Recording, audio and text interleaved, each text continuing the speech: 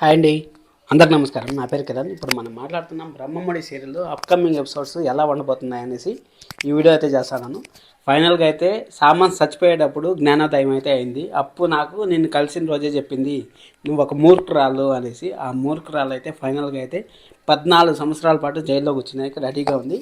కానీ అక్కడ పోతా పోతా ఒక మాట వేసుకుంది, నాకు ఎంతైతే మీరు అన్యాయం చేశారో దానికి అంతలా పగ తీర్చుకుంటా అనేసి అనింది. ఈ డైలాగ్కి అలాగే రుద్రాణి గారు ఒక మాట చెప్పారు, ఇప్పుడు అన్ని ప్రాబ్లమ్స్ సాల్వ్ అయిపోయినాయి అంటే ఇంట్లో అందరికీ ప్రాబ్లమ్స్ సాల్వ్ అయిపోయినాయి. ఎందుకంటే కళ్యాణ్ రైటింగ్ అయిపోయింది, రైటర్ అయిపోయాడు, అలాగే అప్పు పోలీస్ ఆఫీసర్ అయిపోయింది, ఇంకా రాజు కావ్య దగ్గర పడిపోతూ ఉంటారు, ఇంట్లో అందరూ హ్యాపీ మూమెంట్సే ఉన్నాయి. ఇలాంటి టైంలోనే కదా సీరియల్ ఎలా జరుగుతుంది అనేసి మనమైతే ఎక్స్పెక్ట్ చేస్తున్నాం కదా. ఆ ఎక్స్పెక్టేషన్కి ఒక ప్రోమో అయితే వచ్చింది.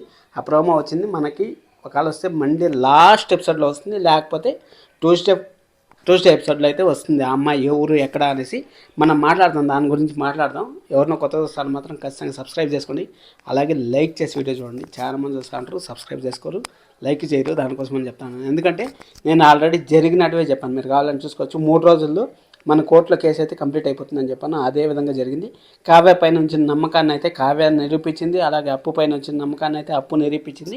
ఇప్పుడు ఆ కొత్త అమ్మాయి క్యారెక్టర్ గురించి ఇప్పుడు మనం మాట్లాడతాం. ఆ కొత్త అమ్మాయి క్యారెక్టర్ అనేది ఎలా ఉంటుందంటే చెప్తానండి. ఇప్పుడు ఇంట్లో ప్రాబ్లమ్స్ లేకపోతే ఇంట్లో గొడవలు ఎక్కడి నుంచి వస్తాయి చెప్పండి. రుద్రాణి గారి కథ అయితే అయిపోయింది, జీరో అయిపోయింది. రుద్రాణి గారు ఇప్పుడు జీరో, అర్థమైందా? ఎందుకంటే రుద్రాణి గారు ఎన్ని కుట్రలు చేసినా ఎన్ని కుతంత్రాలు చేసినా అదేమీ జరగదు.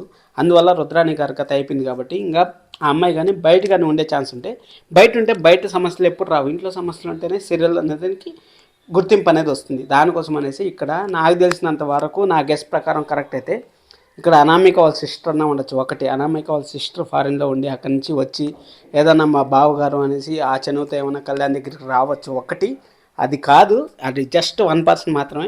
99.9% నాకు తెలిసి నా గెస్ కానీ కరెక్ట్ అయితే మాత్రం రుద్రాణి గారి కూతురు అయితే మళ్ళీ ఇంట్లోకి వస్తుంది. ఎందుకంటే రుద్రాణి గారి కూతురు అక్కడికి వచ్చిందంటేనే కరెక్ట్గా ఉండింది. ఎందుకంటే అమ్మకి ఆద్యం పోసినట్టు ఇప్పుడు అగ్గి మండుతూ ఉంటే అగ్గిలో మనం పెట్రోల్ పోసి ఇంకా ఎట్ట మండుతుంది ఆ విధంగా మండుతూ ఉంటుంది. అక్కడ ఆ ఇంటికి వస్తేనే ఆ అమ్మాయి కరెక్ట్గా ఉంటుంది. ఆ ఇంటికి వచ్చినప్పుడే కావ్యకి, రాజుకి, కళ్యాణ్కి, అప్పుకి, అలాగే రుద్రాణి గారు పవర్స్ అంతా యూజ్ చేసి వాళ్ళని ఎలా దెబ్బతీయాలి, ఏమి కుట్రలు కుతంత్రాలు అన్నీ మనకైతే చూపించబోతుంటారు నాకు అనిపిస్తుంది. మీకేమనిపిస్తుంది, ఎవరు అనుకుంటా ఉంటారో ఖచ్చితంగా కామెంట్ చేయండి.